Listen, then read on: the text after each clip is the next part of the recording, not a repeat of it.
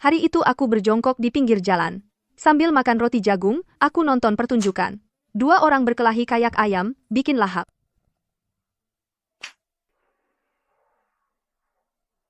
Aku bilang, orang sepertimu aku lebih baik menikah dengan babi atau anjing, daripada menikah dengan sampah sepertimu. Baiklah, aku lebih baik menikahi ayam atau bebek, menikahi pengemis kecil ini, daripada menikahimu.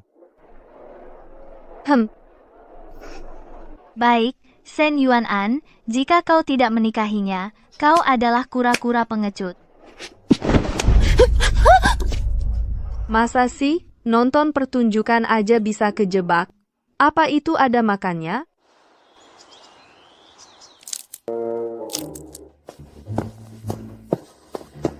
Ayah, ibu, aku mau menikahinya.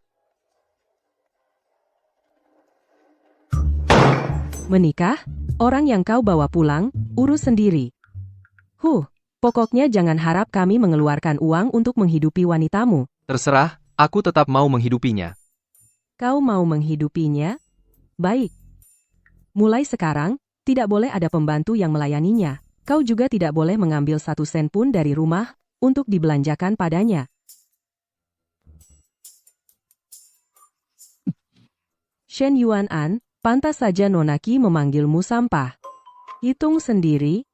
Dari kecil sampai sekarang, hal apapun yang bisa kau tekuni lebih dari 7 hari? Siapa bilang aku nggak bisa bertahan? Aku pasti akan merawatnya dengan baik. Kalian lihat saja nanti. Aku akan membesarkannya, sampai dia gemuk dan montok.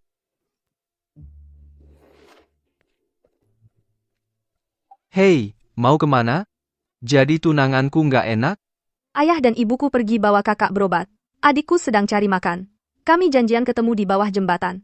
Siapa juga yang mau jadi tunanganmu? Orang sini. Pergi jemput ayah, ibu, kakak, dan adiknya, bawa semuanya ke mansion, dan panggil dokter khusus untuk periksa kakaknya. Masih bengong aja?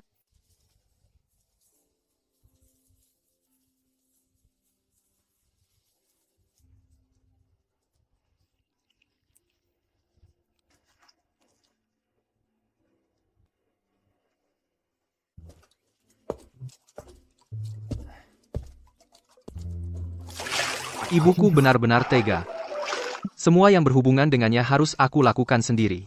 Begitu dengar mau memandikanmu, orang dapur suruh aku masak air sendiri.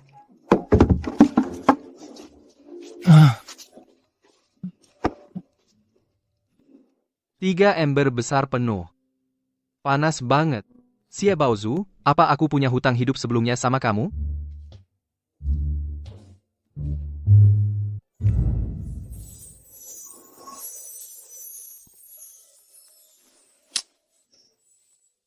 Kok kurus banget kayak anak ayam?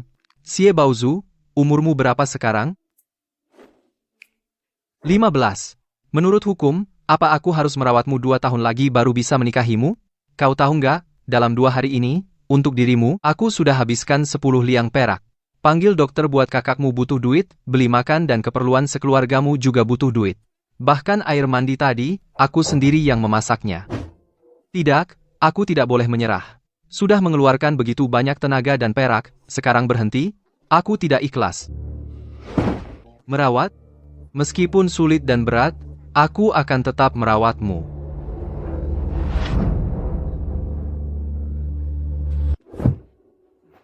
Kenapa diam saja? Kemari, pijat bahuku. Hei, tatapanmu apa itu? Dia jijik padaku, kan? Jelas-jelas dia jijik padaku. Berani-beraninya dia makan minum dari aku saja tidak jijik padanya, dia malah jijik duluan. Zuzu, akhirnya kamu pulang. Kamu tidak apa-apa? Mereka tidak melakukan apa-apa padamu, kan? Sudahlah, kamu tenang saja. Zuzu paling pintar. Di keluarga ini, siapapun yang kena masalah, dia tidak mungkin kenapa-kenapa. Ya, Bu, sepanjang perjalanan ini, kalau bukan karena kakak kedua yang melindungi, kita mana bisa sampai di ibu kota dengan selamat. Sekarang kita sudah masuk kota, asalkan kita bersatu, pasti bisa sukses. Zuzu, ini semua karena tubuhku yang lemah menyusahkanmu. Kak, apa yang kamu katakan? Ayah, aku sudah tanya-tanya. rumah menteri urusan kepegawaian sedang mencari juru masak. Di sana orangnya sedikit, urusannya sedikit, paling cocok untuk sifatmu yang tidak suka bergaul. Menteri itu juga berasal dari Changzhou, selera makannya suka masakan yang kasar. Saat wawancara nanti, pertama buatkan dia 1 porsi tumis jeroan kambing, pasti dia akan terkesan. Zuzu, ayah dengar kata kamu. Besok ayah akan coba masak. Bu, kesehatan kakak harus dirawat perlahan, sekarang dia tidak bisa ditinggal sebentar pun. Zuzu, aku bisa jaga diriku sendiri. Aku benar-benar tidak akan menyusahkan kalian semua. Baiklah, aku akan patuh. Bu, kamu pergi ke Gang Persik, cari rumah keluarga Li untuk disewa. Tuan rumah itu juga bekerja di Kementerian Kepegawaian, orangnya baik hati, tidak akan seenaknya menjahili pendatang. Saat menyewa rumah, kamu ingat untuk menyebutkan sepintas, katakan bahwa ayah akan bekerja sebagai juru masak di rumah menteri. Kak, tapi ayah kita belum wawancara, itu kan bohong? Bocah bodoh, Zuzu tidak menyuruh ibu bilang bahwa ayah sudah mulai kerja, hanya bilang sedang akan pergi. Itu mana bisa dianggap bohong? Ayah, kamu pergi ke kediaman menteri. Saat wawancara dengan pengurus, ingat untuk jelaskan bahwa keluarga kita tinggal di rumah Tuan Li di Gang Persik. Aku mengerti. Dengan begitu, pengurus rumah menteri tidak akan menganggap kita sebagai pengungsi tanpa latar belakang. Yang bisa jadi pengurus itu orang cerdik. Begitu dia dengar kita tinggal di rumah Tuan Li dari kementerian, pasti akan menghargai kita lebih. Urusan ini pasti berhasil. Pantang heran, selama perjalanan pelarian ini, meskipun susah dan sulit, kakak tidak mengizinkan menyentuh perak yang disimpan di bagian bawah peti itu. Jika uang sewa rumah ini hilang, kita bahkan tidak punya tempat untuk singgah apalagi mencari usaha yang sah. Kak, kalau aku... Ayah, ibu, dan kakak sudah ada kepastian. Kamu cepat aturkan pekerjaan untukku juga dong, aku berencana nanti mengirimmu ke dinas patroli kota menjadi polisi. Tapi soal ini masih harus menunggu waktu yang tepat. Prioritas utama, kamu harus dulu melatih tubuh ini agar kuat. Jika kamu tidak takut, susah, pergilah dulu ke Akademi Rusa Putih mengambil pekerjaan sebagai pelayan. Murid di Akademi Rusa Putih semuanya kaya atau bangsawan semua sombong. Kamu pemarah dan keras kepala, jika tidak pergi ke sana dulu untuk merasakan kesulitan memperbaiki watak. Nanti kalau jadi polisi hanya akan menimbulkan masalah. Jujur Tuan Shen, sebelumnya uang untuk mengobati kakakmu aku sudah mengumpulkannya nanti, kita kembalikan uangnya segera sewa rumah keluarga, Li rumah itu, lalu tenang. Ayo cepat pergi. Apa-apaan ini? Tunangan pangeran. Semua omong kosong. Gadis keluarga. Sie, kami tidak tertarik.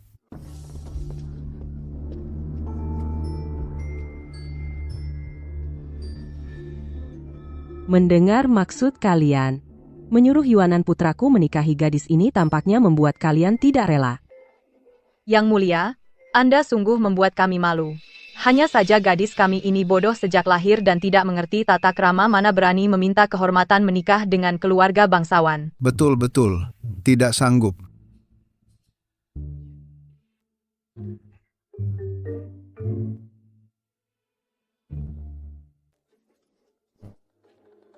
Buku bilang rambut basah lari kemana-mana akan menyebabkan demam tifoid.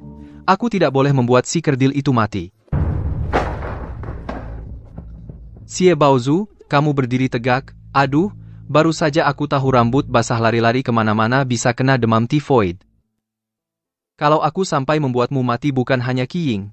Perempuan galak itu akan menertawakanku habis-habisan. Aku, Shen Yuanan, akan jadi bahan tertawaan seluruh kota. Aduh, ya ampun, kapan kalian berdiri di sini?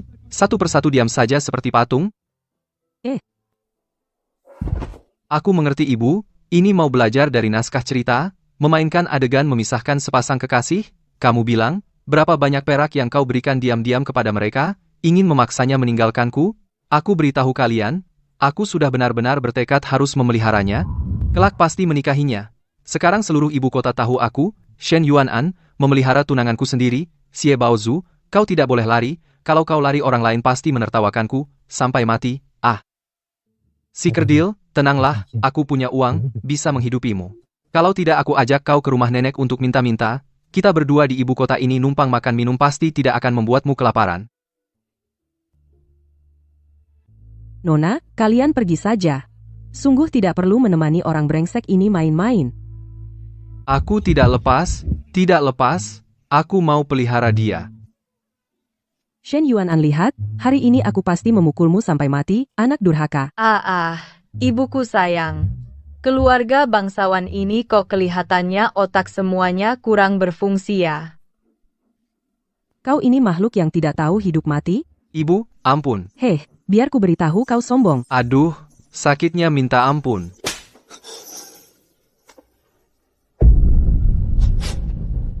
Ayah, ibu. Kalian tidak merasa dia benar-benar mirip Zhao Zhao? Nona, keluarga Shen dulu punya putri bernama Zhao Zhao itu, adik kandung Yuan An tumbuh sampai usia 10 tahun. Meninggal muda.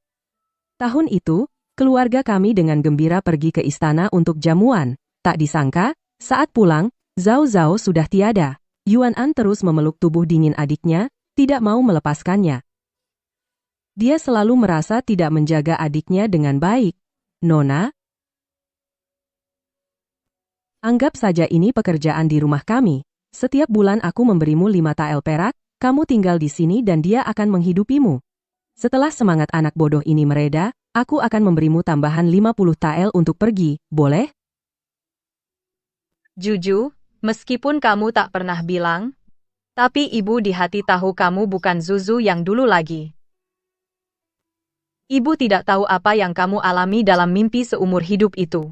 Tapi ingatlah, ayah, ibu, kakakmu, adikmu baik kamu sakit atau sehat, kaya atau miskin, kita tetap satu keluarga selamanya.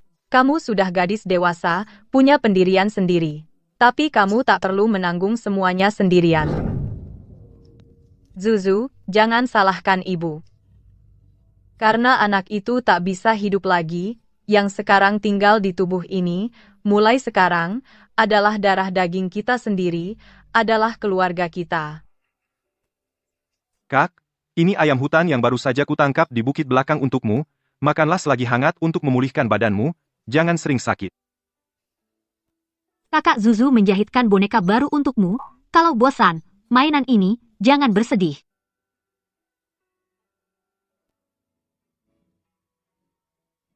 Ibu anak-anak, ini obat yang kubeli dengan uang dari kerja serabutan hari ini. Ingat berikan pada Zuzu. Karena kamu sudah mantap tinggal, seluruh keluarga mendengarkanmu. Kami di luar akan melakukan sesuai rencana yang kamu sampaikan. Di keluarga Shen, jagalah dirimu baik-baik.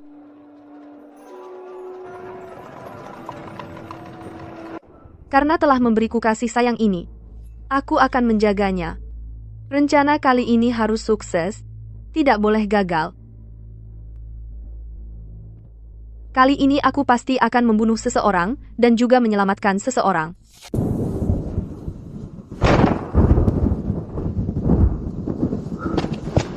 Xie Baozu, kamu benar-benar tidak peduli dengan tulang-tulangmu ini. Tidak tahu setiap ganti musim, kamu pasti sakit parah.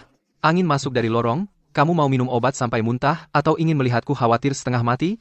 Duduk. Tuan hari ini bermurah hati akan menyisir rambutmu model padat lagi. Cih, semuanya ketinggalan zaman model lama 2 tahun lalu kenapa masih ditaruh di meja? Aku sebagai putra Pangeran Shen sampai kamu bawa barang dengan mutu seperti ini, tidak boleh. Aku tetap harus cari cara untuk cari lebih banyak uang. Para gadis bangsawan di ibu kota yang ada padamu, Xie Baozu, tidak satu pun boleh kurang. Lihat perhiasanmu ini keluar saja malu, apa yang kau lihat? Besok aku ajak kamu ke Baozuang ke perhiasan di sana. Kalau tidak memilih 8-10 yang memuaskan jangan harap pulang. 2 tahun, beberapa hal harus diselesaikan setelah hujan deras ini. Tidak, warna giok ini membuatmu pucat. Tetap harus aku antar kamu ke Baozuang ke buat ulang beberapa set. Aku sudah pikir, bulan depan, kamu harus pakai baju merah dan hijau, harus bisa mengalahkan para gadis bangsawan itu. Hei.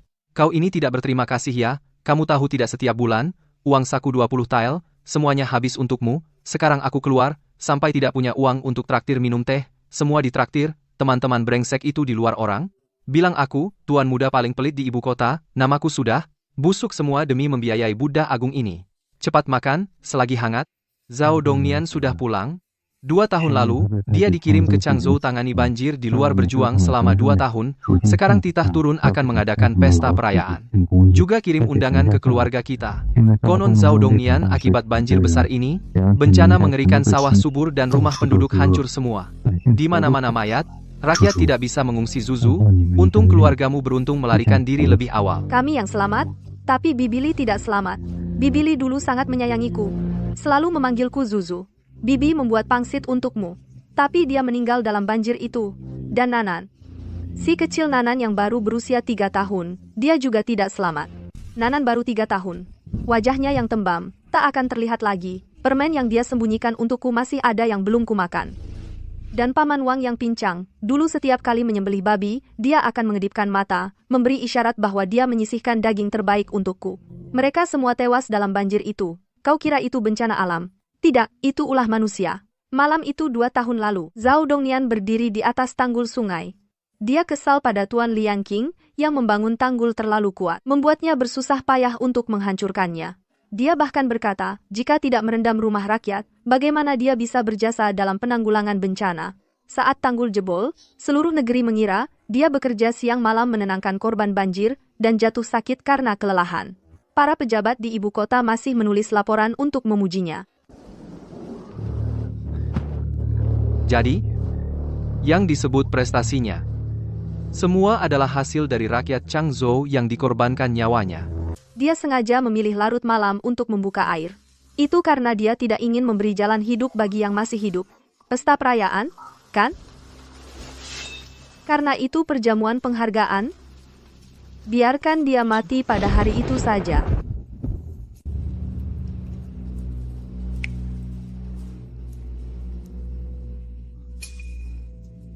Kau ingin aku pergi ke pesta perayaan Zhao Dongnian? Zuzu, kau bercanda, kan? Itu kan adik kandung permaisuri dari keluarga Zhao, paman kandung putra mahkota. Keluarga Shen dan keluarga Zhao, hubungannya, kau paling tahu, selir Shen, bibiku yang bungsu. Sekarang, meskipun disayangi di seluruh istana, ibu permaisuri, meskipun dia didukung oleh putra mahkota, tapi sudah lama kehilangan kasih sayang kaisar, setiap hari mengawasi keluarga Shen kita, ingin menelan hidup-hidup. Hahaha, Cheng, karena itu permintaanmu, aku akan pergi dan mengganggunya sedikit. Zhao Dongnian juga, siapa yang tidak tahu, dia seorang yang sangat tamak. Kali ini pergi ke Changzhou untuk bantuan bencana, pasti dia mengkorupsi uang. Berapa banyak uang rakyat yang dikorupsi? Orang seperti itu seharusnya tidak boleh hidup. Itu Tuan Liang Qing, Bupati Changzhou, Tuan Li. Liang Qing, yang membangun tanggul itu. Ku dengar tanggul yang dia bangun jebol, dia difitnah oleh Zhao Dongnian, dia dilaporkan ke kaisar. Sudah 2 tahun bergelut, bantuan bencana sudah selesai. Orang yang benar-benar membangun tanggul menjadi tahanan. Orang yang merusak tanggul malah akan mengadakan pesta perayaan.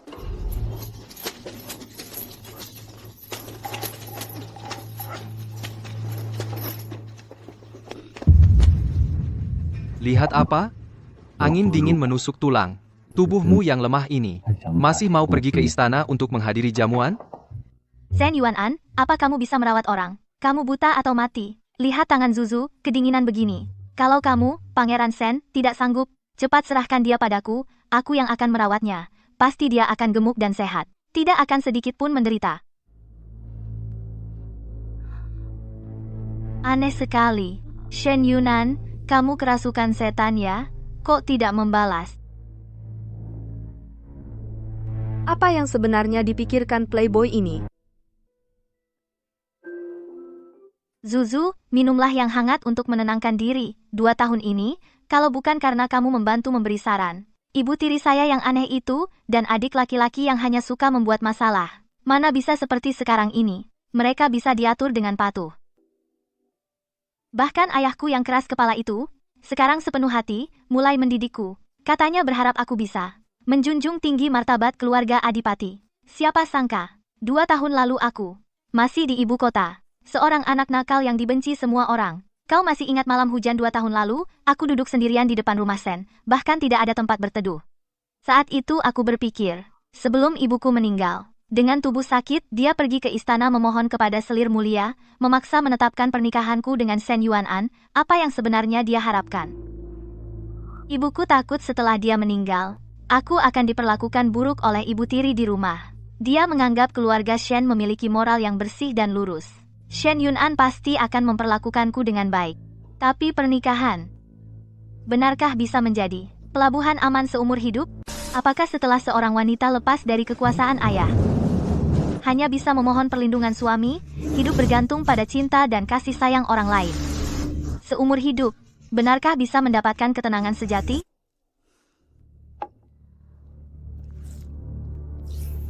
King, seorang bijak, berkata manusia berharga karena mandiri, cinta orang lain bisa layu, kasih sayang bisa habis. Pelabuhan aman yang kau minta, setiap saat bisa terbalik oleh ombak. Buku mengajarkan wanita di rumah patuh pada ayah menikah patuh pada suami, tapi pria diajari untuk membangun karier menjadi pemberani. Zuzu, dunia ini memang begitu, apa kita harus melawan takdir? Jangan lihat apa kata mereka yang diuntungkan, tapi lihat apa yang mereka lakukan. King, kamu harus jadi benih, manfaatkan kekuasaan ayahmu untuk berakar dan tumbuh-tumbuh menjadi pohon besar yang tak bisa digoyahkan siapapun, bukan tanaman merambat yang bergantung pada orang lain. Jangan lagi bertengkar dengan ibu tirimu soal hal-hal sepele, itu hanya membuat ayahmu menganggapmu nakal. Kamu perlu membuat ayahmu melihat nilai dirimu. Jangan lupa, sejak kecil kamu belajar bela diri dan hafal strategi perang. Kamu sebenarnya berbakat menjadi jenderal dulu ibumu bertempur di barat laut dan meraih prestasi gemilang. Bahkan Kaisar berkata gelar bangsawan ini setengahnya diberikan untuk istrinya.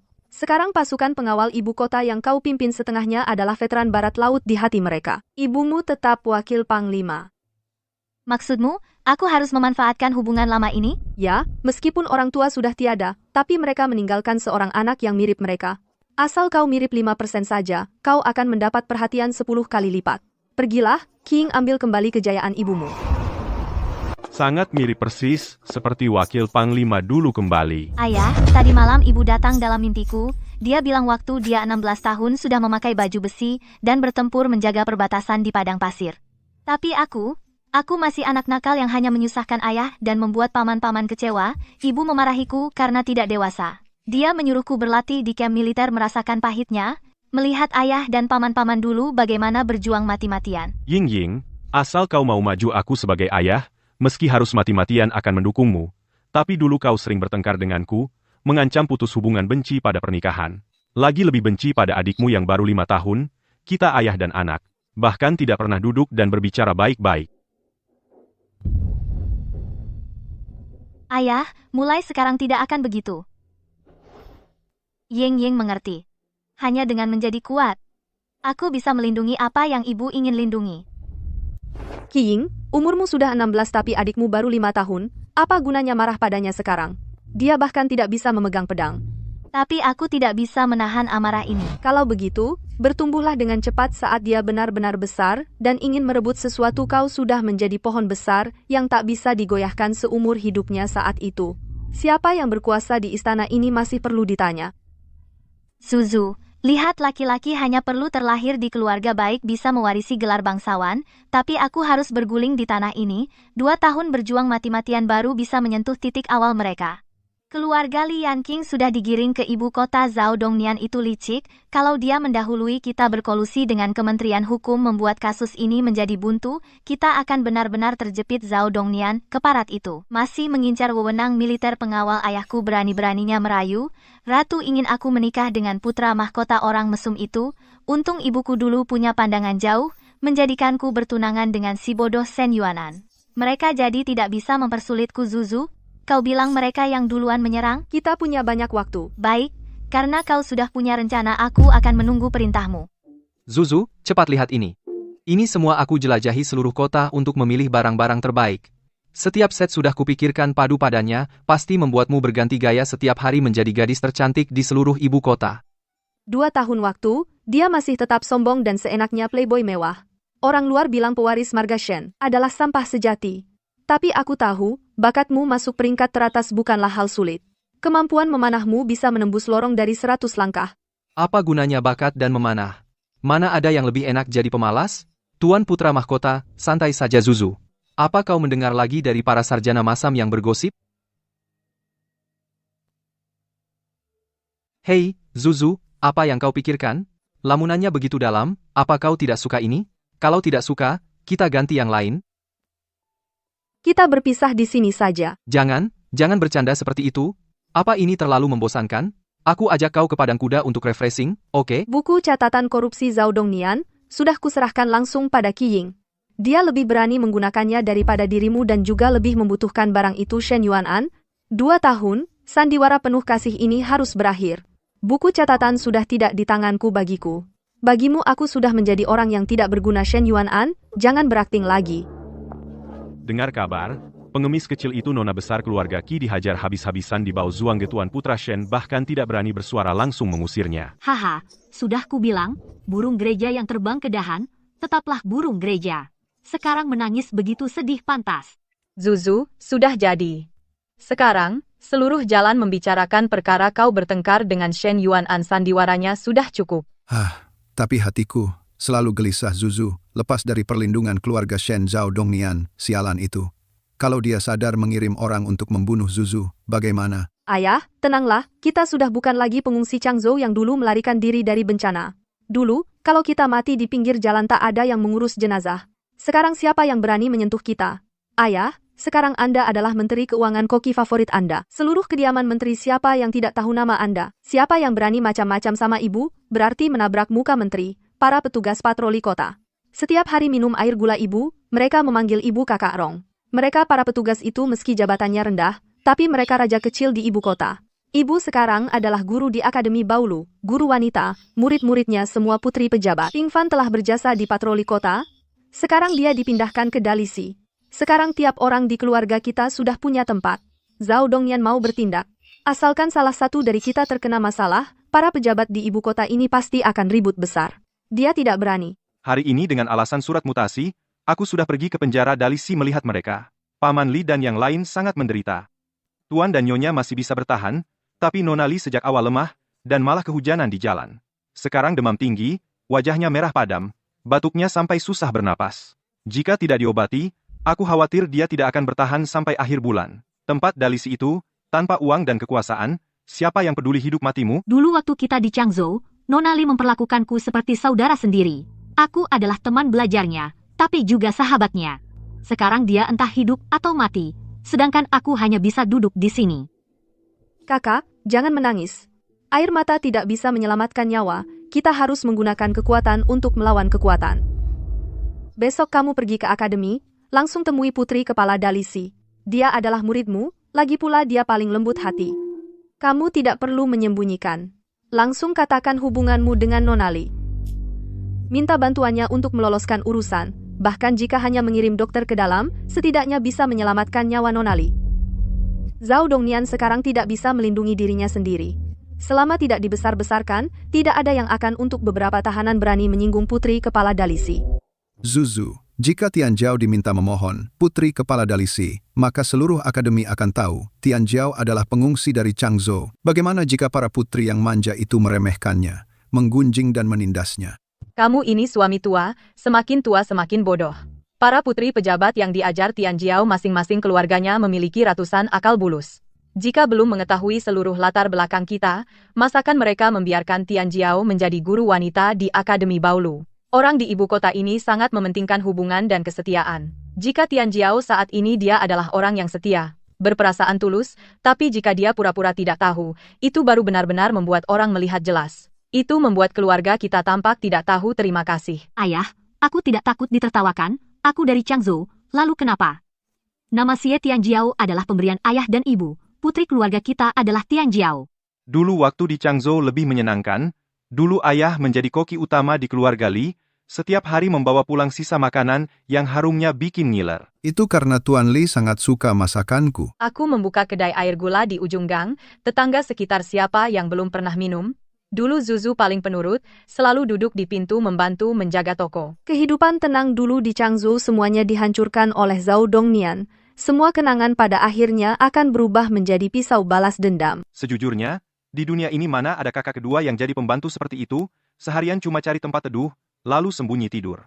Suatu hari, seluruh keluarga jadi gila mencarinya, akhirnya kalian tahu apa? Tuan Lilah, di balik batu karang taman belakang, yang menemukannya. Akhirnya Tuan Li memaksakan diri, untuk menggendongnya kembali. Saya tanya satu hal. Kamu mau pergi, menikah dengan Tuan Li itu? Sudah. Masa lalu macam itu, ngapain dibahas? Sudahlah, semuanya kembali ke kamar dan istirahat. Singkatnya, hari-hari ini, kalian semua harus bersemangat penuh. Zhao Dongnian si pembunuh itu, selama pejabat korup itu belum mati, seluruh keluarga kita tak bisa tenang. Bulan lalu, ibu diam-diam pergi ke pintu belakang rumah Shen untuk melihatmu, tepat melihatmu memakai rok sutra tipis warna kuning, cantik berdiri di atas pavilion. Shen Yuanan anak itu di sana, berlari keringat baju sambil menerbangkan layang-layang, saat menghiburmu. Ibu saat itu berpikir, anak yang dulu penuh lumpur, pengemis cilik, kini senyumnya bagaikan bidadari dari lukisan. Zuzuku sayang, benar-benar sudah jadi gadis dewasa. Sebesar apapun aku tetap anak perempuan ibu selamanya. Hari Zhao Dongnian membawa pasukan menyita rumah, kebetulan bertepatan dengan pesta ulang tahun Tuan Li. Ibu bisa melihat hati Tuan Li, dia pasti saat itu akan melamar. Hanya saja banjir datang, tentara datang, semuanya kacau. Tunggu kita menggulingkan Zhao Dongnian, menyelamatkan keluarga Tuan Li, kamu akan bersatu dengan Tuan Li. Nanti jika kamu ingin menikah, meskipun harus menjual harta, pasti akan menyediakan mahar paling mewah di seluruh ibu kota. Tak bisa menikah dan tak mau menikah. Ibu, kamu pikir Zhao Dongnian siapa? Dia adalah adik kandung permaisuri, paman kandung putra mahkota. Yang tergantung di belakangnya adalah kekayaan dan kekuasaan seluruh istana paman raja. Untuk membunuhnya, seluruh kota ini harus mengangkat badai darah. Aku meninggalkan keluarga Shen, karena tidak ingin jika ada rencana gagal, akan menimpa kita. Jika Shen Yuanan mati begitu saja, aku akan diam-diam bersembunyi. Aku hanya takut, kehangatan yang susah payah digenggam ini, hancur lagi. Untuk menjaga keluarga Xie, menjaga cinta ini, aku bisa berkorban segalanya, termasuk hatiku yang tulus. Zuzu, kamu sudah mau pergi? Beberapa kebenaran harus kamu bawa. Kamu benar-benar pikir hari itu di bawah jembatan, Yuanan karena kesal, baru membawamu pulang. Itu bukan kebetulan. Itu adalah skenario yang dibuat oleh Yuanan dan Qi Ying untukmu.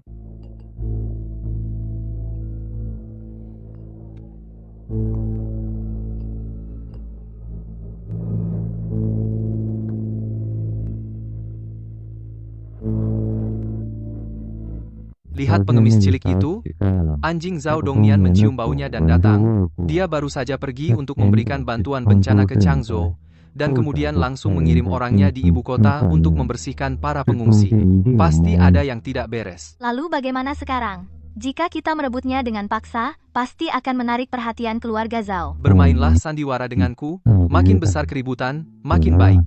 Aku ingin semua orang di ibu kota mengira Shen Yuanan itu hanya berpikiran mesum, membawanya pergi hanya karena ngambek padamu. Demi mengelabui orang, dia menanggung cemoohan seluruh kota, membawamu kembali ke istana. Dia melindungimu seperti itu selama 2 tahun. Ternyata sejak awal, pangeran muda yang mulutnya tidak dijaga itu sudah dengan caranya sendiri membangun benteng untuknya. Semua amarah, semua permainan, ternyata adalah kasih sayang dan intrik pria itu. Zuzu, kau harus mengerti, selama 2 tahun ini Yuanan menyelidiki masalah Changzhou di luar, itu mempertaruhkan nyawanya. Zhao Dongnian membantai orang di Changzhou, dikuasai dengan ketat seperti tong besi. Yuanan juga baru-baru ini tahu bahwa saat keluarga Li disita dulu, beberapa budak kabur dengan membawa buku akun korupsi Zhao Dongnian. Selama 2 tahun ini dia merawatmu dengan penuh perhatian, berpura-pura sangat memanjakanmu, bahkan tidak segan menjadikan dirinya bahan tertawaan seluruh ibu kota. Sebenarnya dia ingin meluluhkan hatimu, agar kau memberikan buku akun itu, yang bisa menghabisi Zhao Dongnian, padanya. Tapi anakku ini orang yang bodoh dalam cinta. Melihat Zhao Dongnian kembali ke ibu kota, situasi genting, dia benar-benar ingin membatalkan pertunangan dengan keluarga Qi, bahkan bersikap seolah hanya akan menikahimu. Zuzu, sejak hari pertama kau masuk, aku sudah tahu kau punya pikiran besar. Awalnya Yuanan menyelamatkanmu, memang ada niat memanfaatkanmu, tapi selama 2 tahun ini, apa kau benar-benar tidak merasakan ketulusan hatinya? Aku tidak bisa membedakan ketulusan dan kepura-puraan. Dia menginginkan buku akun, tapi memberiku perlindungan selama 2 tahun. Aku hanya pengemis kecil, mana mungkin mengerti intrik para pembesar. Nyonya, katakan padaku, apakah di dunia ini benar-benar ada ketulusan tanpa pamrih? Dalam pertarungan ini, yang pertama jatuh hati adalah taruhannya. Buku akun itu, sudah kuserahkan langsung ke Nonaki. Nyonya, aku hanya pengemis yang ingin hidup, tidak ingin ikut campur dalam pertarungan mematikan kalian para pembesar. Mohon kasihanilah, biarkan aku pergi. Biarkan kau pergi juga boleh. Keluarga Shen ini tampak mewah, tapi sebenarnya itu lubang api yang memangsa manusia. Dulu keluarga Shen hanya pemilik restoran, kaisarlah yang memaksa mengangkat keluarga Shen setinggi itu, memberi gelar bangsawan, sekeluarga dipanggang di atas api. Kaisar tidak punya hati. Dia hanya menggunakan nyawa keluarga Shen untuk menyeimbangkan kekuasaannya.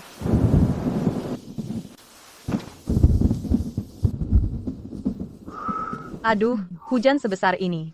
Tuan Putra, kenapa masuk begitu saja?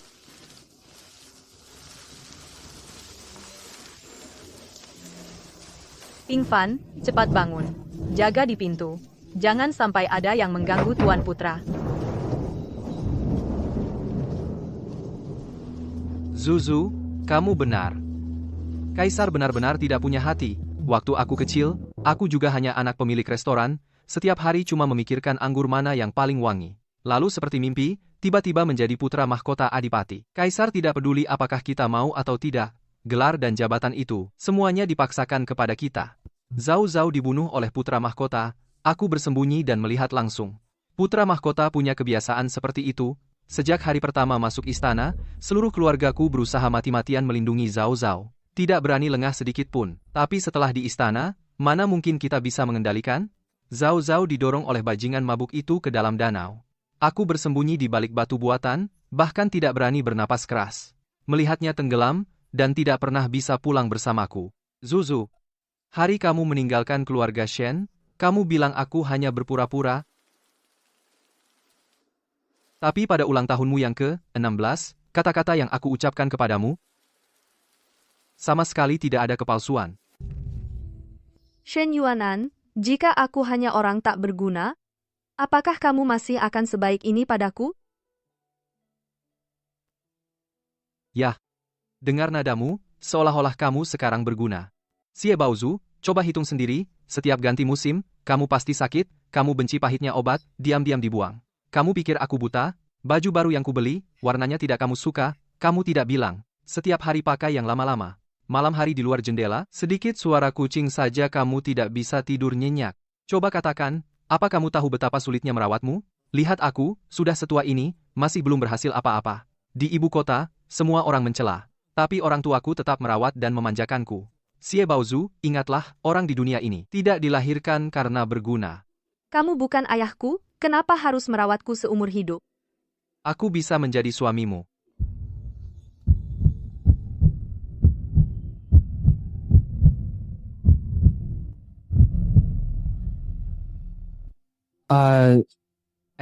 Maksudku? Zuzu, kamu harus percaya padaku. Gadis sebaik kamu, pasti akan ada orang yang berduyun-duyun datang mencintaimu. Bukannya kurang satu orang sepertiku, aku bukan maksudnya begitu. Apalagi, asalkan kamu sehat dan hidup, bagiku dan orang tuamu, itu adalah kegunaan terbesar di dunia. Coba pikir, jika kamu tidak ada, kita semua di sini pasti sakit sekali. Sisa hidup benar-benar gelap gulita. Aku pergi ke penjara Dalisi dan menemui Li Mingheng. Dia bercerita tentang situasi di Changzhou, juga tentang kenangan kalian di sana. Li Mingheng memang orang yang baik, berbakat dan cerdas. Dan dia tulus padamu.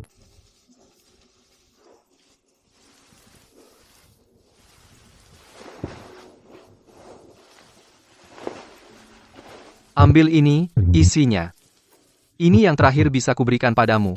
Zuzu, simpan baik-baik uang dan surat tanah ini.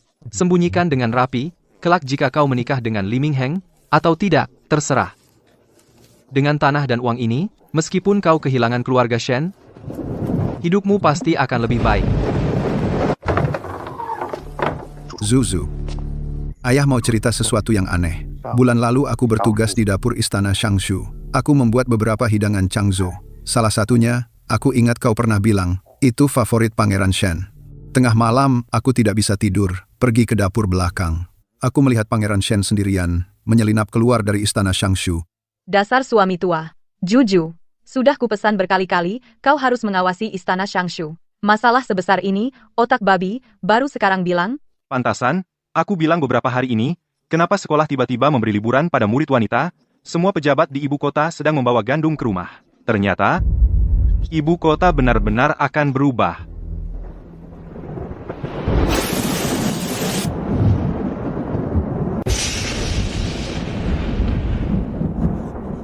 Apa yang terjadi? Di musim dingin begini, dari mana suara guntur?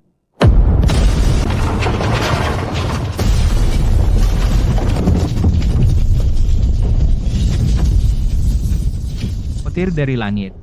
Inian Hall runtuh. Semua tablet roh jatuh. Kau dengar? Kinian Hall hancur karena petir? Kau dengar? Kinian Hall hancur karena petir. Ini tempat pemujaan leluhur. Petir dari langit. Tablet roh tumbang. Ini tanda murka dewa. Pasti pangeran tidak berbudi. Langit menurunkan hukuman. Akan mencabut kedudukannya. Gosip rakyat hanyalah desas-desus. Aku bekerja siang malam menangani bencana di Changzhou. Itu dilihat langsung oleh Kaisar. Pangeran difitnah. Kita harus mengajukan petisi kepada Kaisar. Paman Ratu, kau benar. Dengan prestasi besar dalam penanggulangan bencana, siapa berani bicara soal hukuman langit? Ah, tulang? Semuanya tulang manusia? Kami tidak bersalah, Zhao Dongnian. Kembalikan nyawaku. Puluhan ribu nyawa di Changzhou mati dengan mengenaskan. Dan Siapa yang bermain hantu? Orang-orang bunuh mereka. Tebas semua bayangan hantu ini.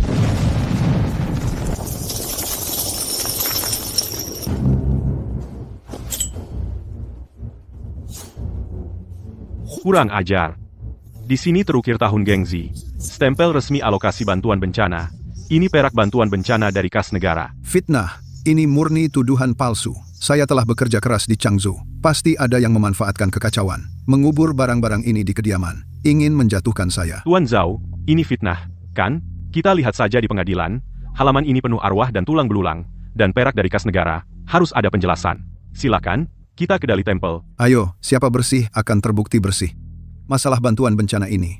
Siapa yang tidak tahu seluk-beluknya? Bencana besar, korupsi besar. Bencana kecil, korupsi kecil.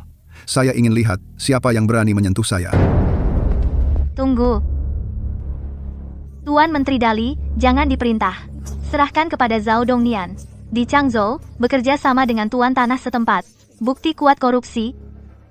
Buku catatan ada di sini. Buku catatan? Dari mana? Itu fitnah Li Yanqing. Dia adalah koruptor sebenarnya.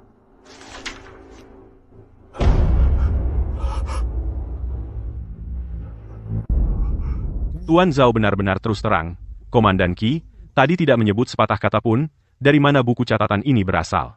Anda malah langsung menyebut Li Yanqing. Nama Tuan Li Yanqing disebut. Haha, bukankah ini semakin ditutupi, semakin terbongkar? Jangan main-main denganku. Saya lelah, tidak ingin bicara. Tunggu kabar dari istana. Kalian boleh tanya saya lagi nanti. Sungguh tidak tahu malu. Orang tua ini menunggu pangeran menyelamatkannya. Zuzu, bagaimana? Zhao Dongnian, orang jahat ini. Di pengadilan, dia berlaku curang. Mati-matian tidak mau bicara. Jika kabar pembebasan pangeran tiba lebih dulu. Kasus dipindahkan ke Kementerian Hukum, markas besar keluarga Zhao, kita benar-benar tak bisa berbuat apa-apa padanya. Dia akan mengaku. Kenapa kau begitu yakin Zhao Dongnian akan mengaku? Karena dia bisa bertahan, sementara orang lain tidak tahan. Para ahli seni suara yang kau suruh aku atur para pemain sudah diantar pergi wayang kulit juga sudah dibakar habis. Zuzu, resep petir yang kau buat harus disembunyikan dengan aman. Suara itu terlalu keras, jangan sampai jatuh ke tangan orang lain. Ibu Suri, saat ini, kita harus memotong ekor untuk bertahan hidup. Paman di istana sudah bertahun-tahun bertindak sewenang-wenang, musuh yang dibuatnya sudah tak terhitung. Bukankah itu berarti Paman bisa melindungi dirinya sendiri? Kaisar sengaja melemparkan perkara ini ke keluarga Shen, pengadilan agung yang dipenuhi antek-antek, jelas-jelas ingin mencelakai Paman dulu. Ibu selalu mengatakan kepada anakmu, ragu-ragu akan membawa bencana. Kenapa sekarang? Malah demi orang mati, kau jadi lemah hati. Binatang, paman kandungmu selama ini. Dia telah melakukan untukmu begitu banyak pekerjaan kotor dan busuk. Apakah kau sendiri tidak sadar? Xiao Er, Ibu Suri kapan pernah mengajarimu meninggalkan keluarga sendiri? Apa kau tidak lihat? Semua itu karena selir Shen, perempuan jalang itu yang merencanakan di belakang. Jika kita menunjukkan sedikit kelemahan, mereka akan seperti anjing gila merobek celah ini, membuat keluarga Zhao kita berlumuran darah. Berlumuran darah? Anakmu sekarang akan digulingkan. Ayahanda sudah memberi isyarat. Asal kau tinggalkan. Paman baru anakmu bisa bersih total. Anakmu sekarang masih putra mahkota. Asal jabatan ini aman, keluarga Zhao kita baru punya masa depan, Ibu Suri. Jangan lagi bersikap lemah seperti perempuan, Ibu. Ibu Suri, kau bodoh. Aku adalah putra kandung ayahanda. Bahkan jika dia marah asalku bersih, dia pada akhirnya akan melepaskanku.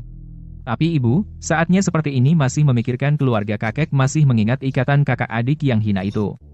Mungkin nanti setelah aku naik tahta menjadi kaisar masih harus patuh pada keluarga kakek dalam segala hal, bertindak menurut isyarat mereka. Ibu Suri, jangan salahkan anakmu yang kejam, paman harus mati. Hei, kamu, dasar binatang, kembalilah. Tidak ada istana adipati, mana mungkin ada posisi putra mahkota? Tidak ada pamanmu, kamu sudah mati 1000 kali.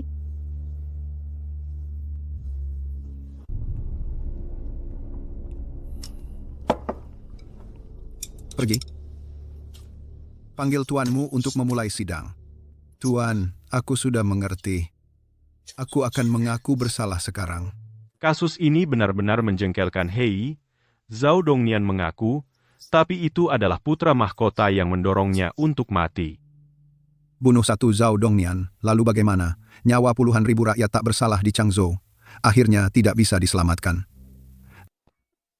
Zuzu, aku tidak bisa menelan amarah ini. Zhao Dongnian mengambil semua pekerjaan kotor, selama kaisar tidak berbicara. Pengadilan Agung tidak bisa menyelidiki putra mahkota. Hal-hal kotor dan memalukan itu, apakah kita biarkan saja? Pergi ke istana. Mungkin di sana ada tempat untuk bakatmu. Maksudmu cerita ini guru perempuan di akademi yang bernama Xie, yang disampaikan oleh guru perempuan itu kepadamu? Ya, guru itu berkata dulu ada seorang jenderal bermarga Zhao yang berperang di luar.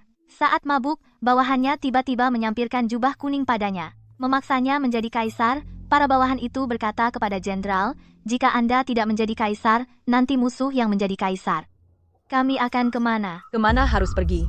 Sejak dulu, yang menang jadi raja, yang kalah jadi perampok. Jika putra mahkota tidak jatuh, keluarga Shen keras kepala. Mana ada jalan keluar? Melainkan ultimatum berdarah sejak dulu, yang menang jadi raja, yang kalah jadi perampok. Jika urusan ini benar-benar diteruskan, keluarga Shen kita semua, bahkan mayat utuh pun tidak tersisa. Putra mahkota benar-benar pandai bermain sandiwara. Dia di depan aula Qinzheng menangis dengan ingus dan air mata, terus berkata, pamannya bersalah. Dia juga harus bertanggung jawab, ayahanda kaisar bahkan secara pribadi, keluar dan membantunya masuk. Ibu, apakah kita benar-benar akan menunggu kematian? Menunggunya kelak menjadi kaisar, lalu dengan sembarangan, mencari alasan untuk menyingkirkan kita.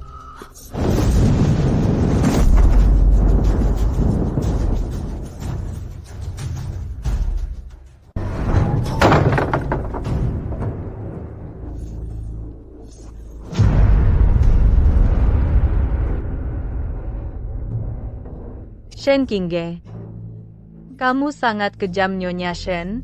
Aku bahkan jika mati, akan menarik kamu, wanita jalang ini, sebagai pengganti keluar dan kunci pintu. Di dalam istana ini hari ini, tidak ada seorang pun yang boleh dibiarkan hidup.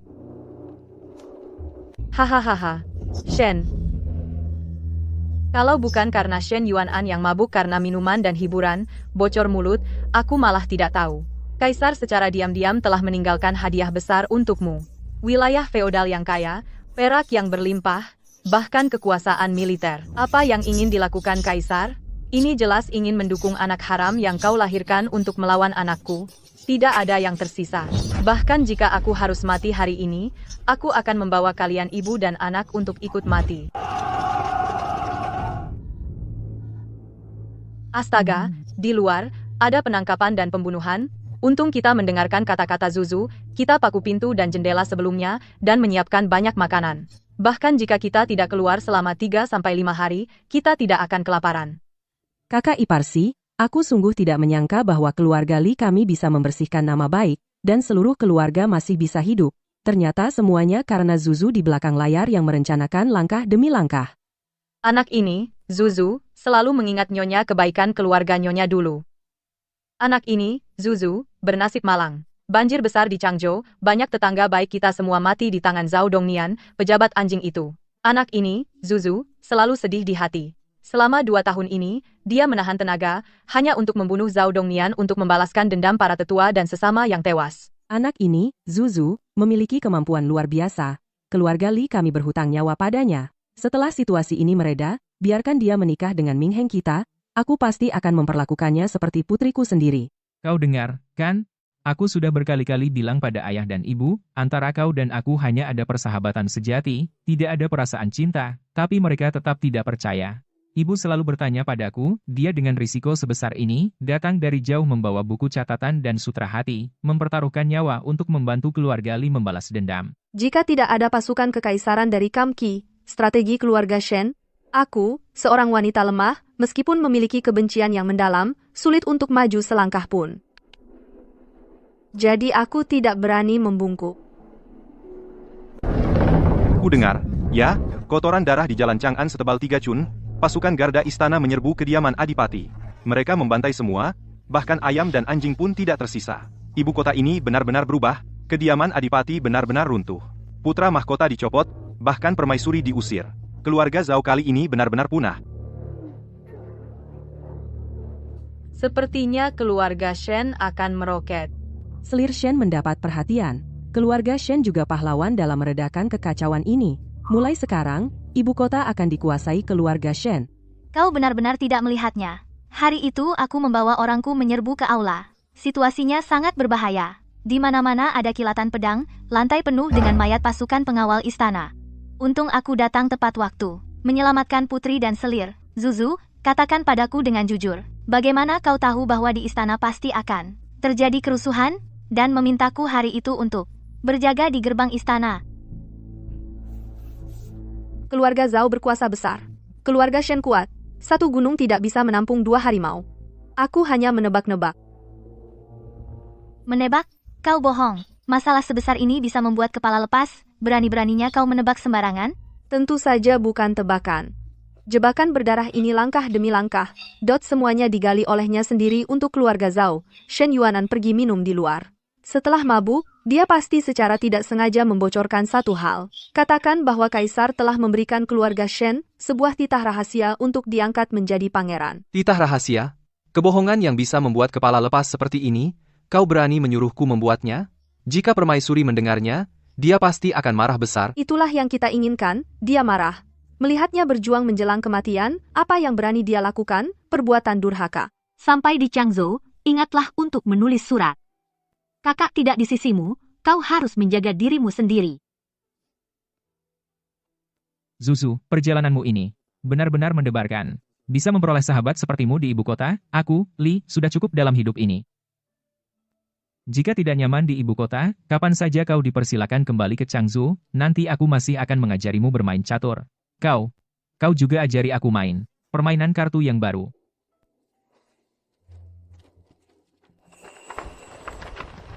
Kak, menurutmu Tuan Li, benar-benar akan ikut ujian tahun depan? Bodoh, ini hanya perpisahan sementara. Tunggu sampai musim semi tahun depan bunga mekar, pasti kita akan bertemu lagi. Dendam terbayar, orang terselamatkan. Tipu muslihat di ibu kota ini tak harus segera berakhir. Zuzu.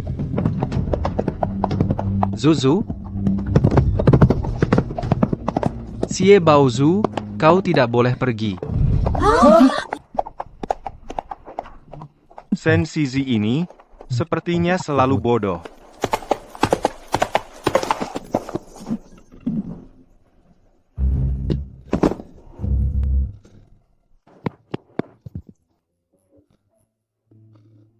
Aku tadi di atas menara kota, melihat iring-iringan kereta pergi, mengira kau ikut Li Mingheng si bocah itu, pergi ke Changzhou.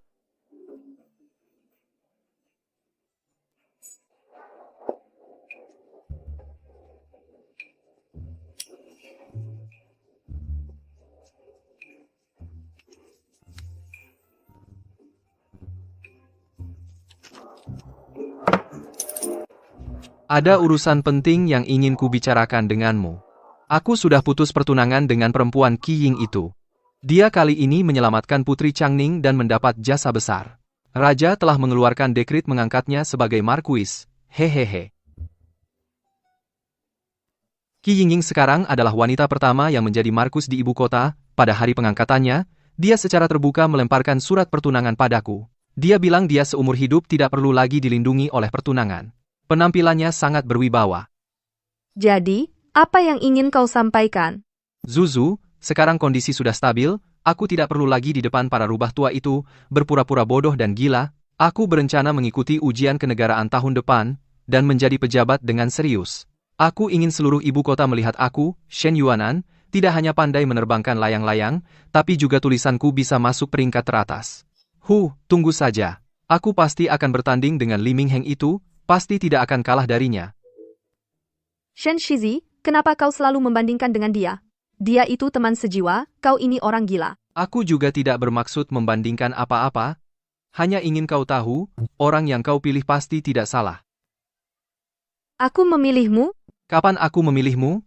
Aku dengar langsung dari ibu kita.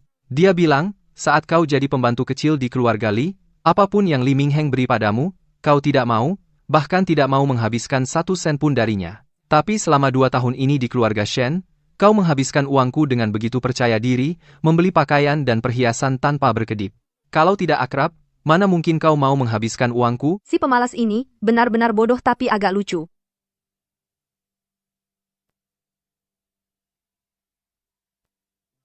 Yuan An seumur hidup ini, benar-benar orang bodoh punya keberuntungan, sampai bisa menikahi istri seperti Zuzu. Dengar, bahkan orang tuaku iri padaku, istriku sungguh cakap, membawa seluruh keluarga mengungsi ke ibu kota untuk selamat. Dan sendirian menjungkir balikan, keluarga Zhao yang sombong itu. Dia pikir dia mendapat harta karun, tapi tidak tahu bahwa sifat bodohnya itulah di dunia yang dingin dan penuh intrik ini, menjadi satu-satunya baju besinya. Zuzu, sebelumnya aku penasaran. Menteri Keuangan rubah tua yang terkenal itu, biasanya bahkan pintu gerbang pun malas dibuka. Malam itu, kenapa tiba-tiba tergesa-gesa, mengundangku makan malam larut, ternyata kau sudah memegang kelemahan fatalnya. Ayah mertuaku menjadi koki di rumah menteri itu, biasanya pedagang kaya, mana yang datang? Pesanan menu apa? Pantangan makanan apa? Semuanya dia ceritakan padamu. Kau hanya mengandalkan potongan informasi ini berhasil menebak dia dengan para pedagang kaya yang kejam di ibu kota bersekongkol. Kau bahkan memalsukan tulisan tangan menteri. Nama-nama beberapa pedagang kaya itu, kau tulis di kertas, dan kirim ke rumahnya. Itu membuat orang tua itu ketakutan. Setengah mati malam itu juga dia menemuiku. Pangeran Shen, hamba bersumpah. Aku benar-benar hanya mengkorupsi sedikit sekali, dan yang aku korupsi adalah uang para pedagang kaya. Aku tidak pernah mengambil 1 sen pun dari rakyat. Tuan, bicara seperti ini tidak berguna, harus dilihat dari niat baik Tuan. Tuan juga tahu, bantuan bencana di Changzhou telah menyebabkan masalah besar. Zhao Dongnian sedang buru-buru mencari kambing hitam. Jika Tuan masih ingin di posisi ini, hanya mengambil gaji tanpa bekerja, maka api ini akan menyambar. Tuan tidak akan lama lagi. Kalau begitu, aku tidak keberatan pergi ke Zhao Dongnian untuk memamerkan. Bilang bahwa Tuan sudah lama menjadi orang keluarga Shen. Pangeran sudah bergabung ke kubu saya. Hamba, meskipun bukan orang keluarga, Shen sekarang juga sudah menjadi.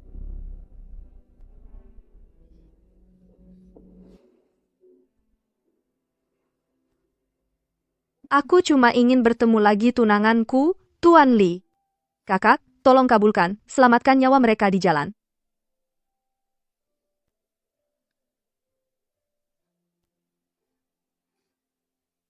Nona Xie, kau selamatkan nyawa ibuku. Aku terima budi ini. Tenang saja. Keluarga Li dan saudara-saudara sudah tahu.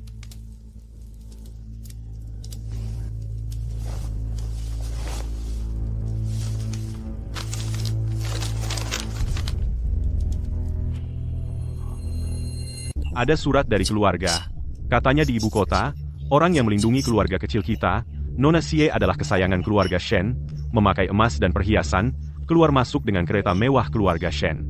Meskipun Tuan Zhao Dongnian sudah memberi perintah untuk menyiksa keluarga Li sampai mati di jalan, tapi calon menantu keluarga Shen malah turun tangan melindungi mereka. Raja mudah dihadapi, tapi setan kecil susah. Zhao Dongnian pejabat, keluarga Shen juga pejabat. Kalau kita benar-benar membunuhnya, kalau leluhur keluarga Shen marah, kita akan seperti dekat api, turut kena. Makan, beruntung. Bertemu orang baik. Kalian beruntung.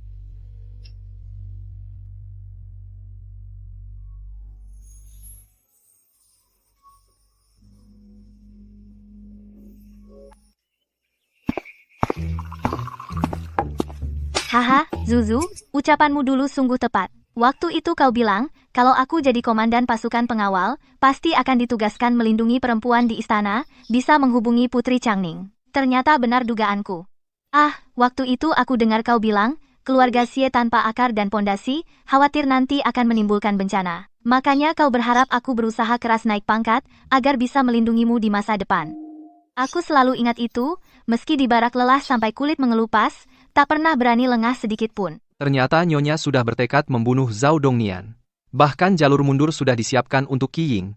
Zuzu, kau perhitungkan semua orang, minta perlindungan Qi Ying, tapi sepertinya tak pernah berpikir bergantung padaku, suamimu, juga adik iparku, Xie Pingfan. Kukira, kenapa tiba-tiba dia dipindahkan Qi Ying ke pengadilan tinggi? Ternyata kau takut Zhao Dongnian berbuat jahat di penjara, membunuh keluarga Li, kau sengaja menaruh mata-mata untuk mengawasi. Xie Pingfan anak itu benar-benar beruntung dipandang oleh putri dari kepala dalisi telah menyukainya, itu adalah putri pejabat resmi, nasibnya benar-benar luar biasa.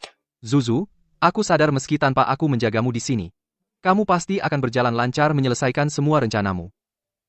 Istriku ini jauh lebih kuat dari yang kukira. Dan juga lebih tegas.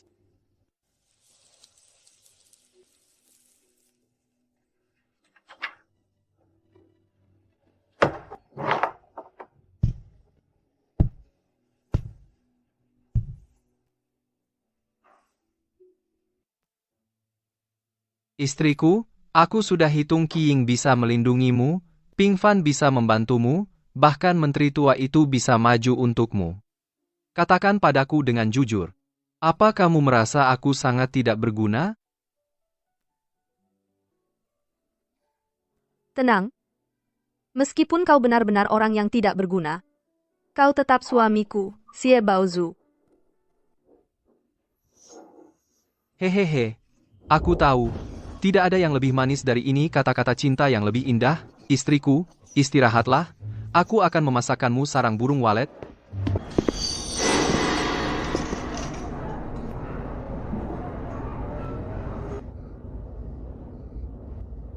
Sakit tidak tepat waktu tepas saat aku mau ke taman bermain sakit. Barang tak berguna mati sajalah. Ayo cepat pergi, jangan pedulikan dia, uang yang susah payah ibu cari harus untuk biaya sekolah anak. Tidak akan terpakai sepeser pun untuk orang seperti dia.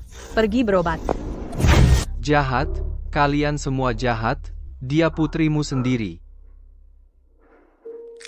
Ternyata dia yang di keluarga Shen takut dingin dan kesepian harus membuat dirinya berguna baru berani hidup, itulah Zuzu mengalami neraka seperti ini. Sembuhlah. Aku mohon pada Tuhan semoga aku cepat sembuh. Jika sembuh, aku akan pergi bermain aku bisa hidup bahagia. Zuzu, jangan mohon pada Tuhan sialan itu, aku di sini, Yuan An di sini. Hei, semuanya lihat. Ini dia orang yang tidak ada yang sayang, dengar sendiri dari adik kandungnya. Dia sejak kecil sudah pembawa sial. Kalian tidak punya muka? Ibu kandung dan adik kandung. Kalian binatang, ikut jadi anjing juga.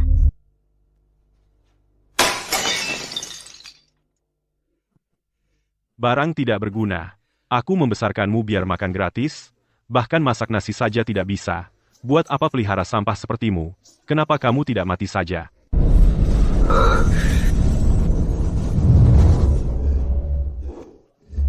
Zuzuku, sayangku. Ternyata dia tumbuh besar mendengar 5 kata barang tidak berguna itu.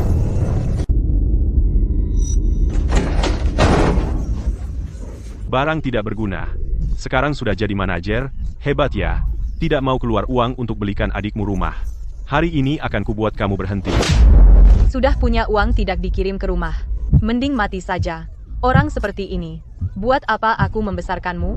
Zuzu, balas dong. Satpam, usir orang-orang ini. Kalau mereka masih ribut, langsung polisikan.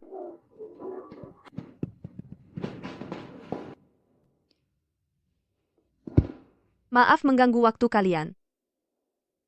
Lanjutkan. Proyek yang baru saja dibahas Xiao Liu. Harap perhatikan penilaian risiko.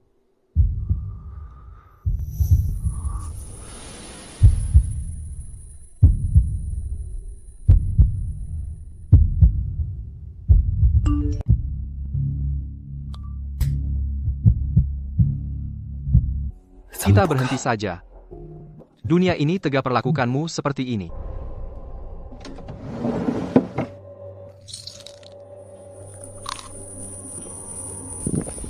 Jangan makan, Jangan makan. Ini pahit. Zuzu, ini pahit, tolong jangan dimakan. Shirley, dosis obatmu semakin banyak. Dengarkan aku, tinggalkan pekerjaan, datang ke rumah sakit untuk periksa. Pekerjaan tidak pernah jadi pelampung, kamu selalu merasa harus menjadi orang yang berguna. Keras kepala seperti ini sudah sangat merusak kesehatanmu. Shen Yuanan, jika aku hanya anak tidak berguna, apakah kamu masih akan sebaik ini padaku? Aku mengerti. Akhirnya aku mengerti. Pertanyaan yang kamu tanyakan itu, karena kamu hidup di neraka seperti itu, berjuang mati-matian untuk menjadi kuat. Ingin berguna hanya karena kamu takut. Takut jika menjadi tidak berguna, akan ditinggalkan dunia ini lagi. Ternyata Zuzuku bukan manja, tapi menggunakan kata, berguna, dengan rendah hati untuk dirinya, mendapatkan hak untuk hidup.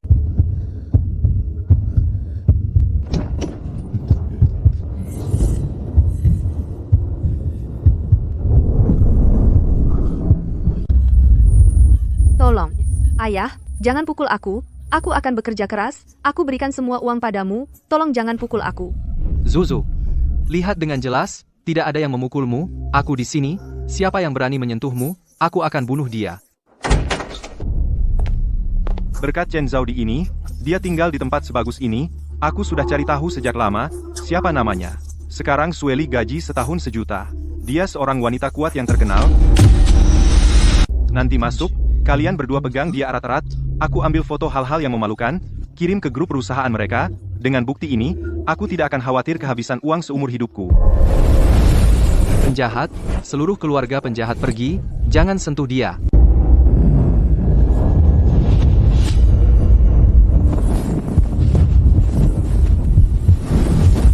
Aku sudah berlatih Muay Thai selama 3 tahun. Hanya untuk menunggu hari ini. Matilah, uangmu semua milikku.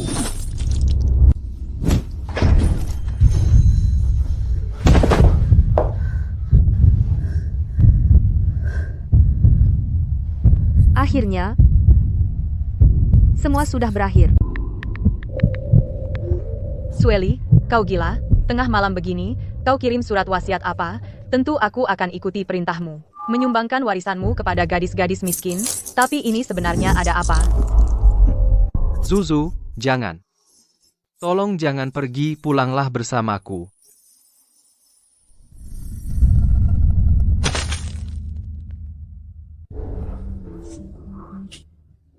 Ya Tuhan, aku pernah dalam ribuan kehancuran berulang kali menyelamatkan diri, sangat lelah, juga sangat menderita. Kali ini aku benar-benar tidak bisa melanjutkan lagi.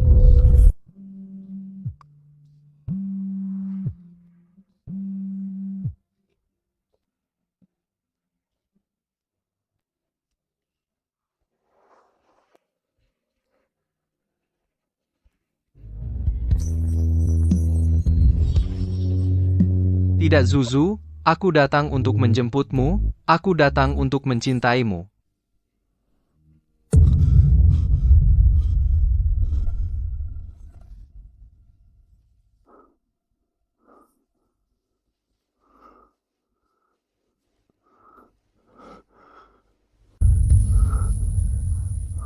Kau menangis dan berteriak dalam mimpi, wajahmu penuh air mata. Ada apa sebenarnya? Zuzu, aku melihatmu. Nyonya, aku akan memberikan semua cintaku padamu. Milik orang tuaku, milik bibiku, milik Changning. Dan juga hidupku, Shen Yuanan, seumur hidup ini. Semua cinta aku berikan semuanya padamu.